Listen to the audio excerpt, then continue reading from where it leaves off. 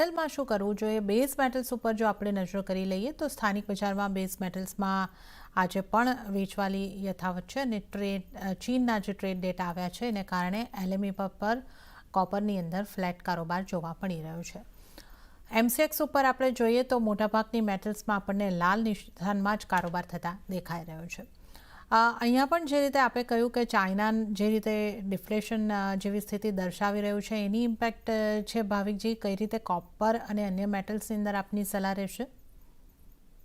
Yes, definitely. I think માર્કેટે થોડુંક react of course જે data આવ્યા છે ઇન્ફ્લેશનના, એટલે ઘટીને ડિફ્લેશન આવ્યું છે, એનું થોડુંક નેગેટિવ રિએક્શન જોવા મળ્યું છે. બટ આઈ થિંક કોપર આપણે જોઈએ તો કોપર મિડ ઓફ નવેમ્બરથી ડિસેમ્બર સુધી જોઈએ તો એક નાની રેન્જમાં 803 થી 813ની હતું અને ગયા અઠવાડિયે આપણે જોઈએ કે એક વોલ્યુમ સાથે બ્રેકઆઉટ આવ્યું છે.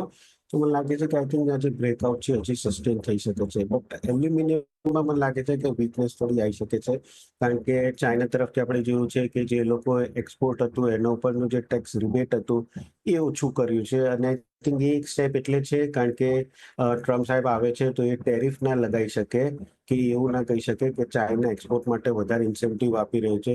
આઈ થિંક એના માટેનું એક પગલું છે જે એલ્યુમિનિયમ માટે થોડુંક નેગેટિવ છે. અને એના માટે જ આપણે જોયું કે બીજી બધી બેઝ મેટલ્સ કરતાં એલ્યુમિનિયમ છેલ્લા 2 દિવસમાં વધારે કરેક્ટ થયું છે.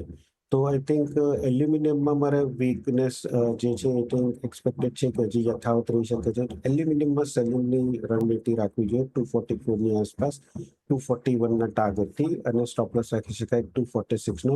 બટ કોપરમાં કારણ કે કેટલા વખત પછી બ્રેકઆઉટ આવ્યું છે અને 2-3 દિવસ આપણે જોઈ રહ્યા છીએ કે સસ્ટેન થઈ રહ્યું છે, તો મને લાગે છે કે કોપરમાં હજી પણ બાયની રણનીતિ રાખવી જોઈએ, કે જે કરંટ માર્કેટ પ્રાઇસથી જ હું બાયની રિકમેન્ડેશન આપીશ 828ના ટાર્ગેટથી, અને સ્ટોપ લોસ રાખી શકાય છે 818નો. ઓકે, તો મેટલમાં કઈ રીતની રણનીતિ રાખવી જોઈએ? તો એલ્યુમિનિયમમાં સેલન રાઇઝ કરવાનું છે 241ના ટાર્ગેટ, 246નો સ્ટોપ લોસ, અને કોપરની અંદર તમે ખરીદારી કરીને ચાલી શકો છો 828ના ટાર્ગેટ અને 818નો સ્ટોપ લોસ તમારે ધ્યાને રાખવાનો રહેશે. તો આ મેટલ્સ પૈકી ખાસ